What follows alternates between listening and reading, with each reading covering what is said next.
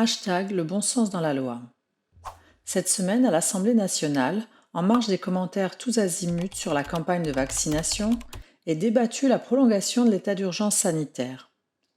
Depuis le premier confinement en mars 2020, le gouvernement a plusieurs fois demandé au Parlement de lui confier par ce biais des pouvoirs exceptionnels qui lui permettent, par exemple, de faire évoluer les contraintes sanitaires au fil des indicateurs épidémiologiques. De passer par exemple d'un couvre-feu à 20 heures à un couvre-feu à 18 heures, du couvre-feu au confinement, sans validation des représentants du peuple que sont les parlementaires. L'état d'urgence sanitaire est donc, comme son nom l'indique, une disposition dérogatoire aux droits et libertés fondamentaux, individuels et collectifs, consentis pour des raisons bien précises et pour une durée donnée, dans un souci d'efficacité et de réactivité.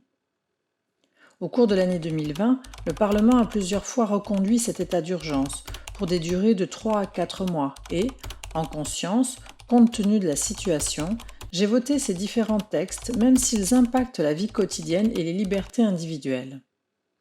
Cette fois, le gouvernement demande au Parlement de reconduire ces dispositions pour une durée de 6 mois, suivie de 6 mois d'une situation transitoire sans retour à nos libertés initiales. Ces pas de temps ne sont pas acceptables. Rien ne justifie que l'on ne reconsulte pas le Parlement tous les 2 à 3 mois. Il s'est toujours réuni et peut le faire sans difficulté. Le gouvernement ne peut pas contourner la démocratie et s'arroger ainsi, durablement, des pouvoirs exceptionnels. L'examen du texte à l'Assemblée puis au Sénat doit permettre de résoudre ce problème. C'est ce travail qui déterminera mon vote.